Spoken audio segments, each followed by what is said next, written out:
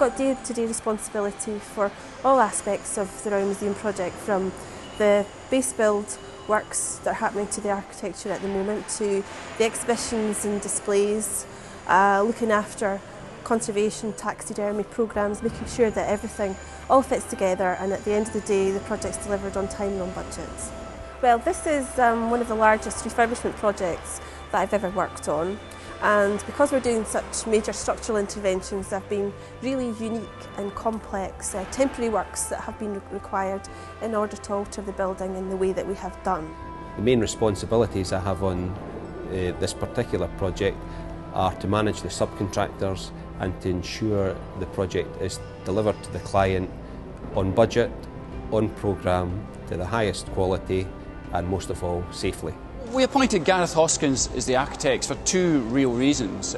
First, they displayed a great empathy with the building itself, but secondly they also had some terrific ideas about how we could develop and enhance the building for today's visitors, so they weren't frightened to suggest some modern interventions. Bringing up the sort of modern expectations of visitors to a venue, a public building like this, how you lace those into the existing fabric is interesting. Thinking of the bigger context, what's the place of the museum within the city, within Scotland, and that's the sort of vision that we were trying to bring to the project as well.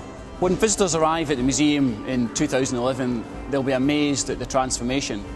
And that amazement, I think, will start the moment they walk in the new front door, because they'll walk in straight off the street into an amazing new arrivals hall, never seen by the public in 150 years. So it's going to be something very, very special.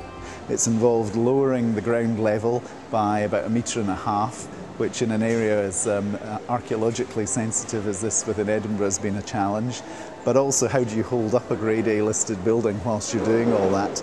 And we've also had to open out a great number of these vaults to create a complete space that people will enter into.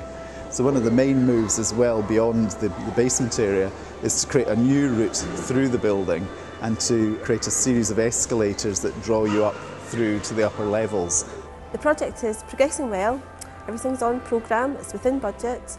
We're on target to deliver our handover of individual galleries by section to the exhibition fit-out contractor.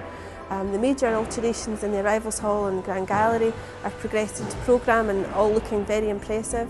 Also on some of the upper floors where we were going to introduce doorways, as we stripped the plaster off the walls, we have discovered original archways which had been infilled in the past, maybe as far back as 70 or 80 years ago.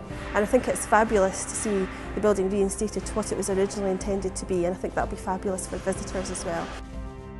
It means something special to me as well, because being brought up in Edinburgh and in the neighbouring area from here, I used to come here as a child, 4 or 5-year-old with my mum and dad, and to come back here and be involved in the redevelopment and reconstruction of this is fantastic. This project is going to have a huge impact on the city of Edinburgh and on visitors to it. The museum already attracts many hundreds of thousands of visitors. We anticipate attracting more people from outside the UK, and really because of that we really feel that we'll be able to have a much stronger impact by being able to show our treasures in a much better environment, in a much more exciting, innovative and contemporary way.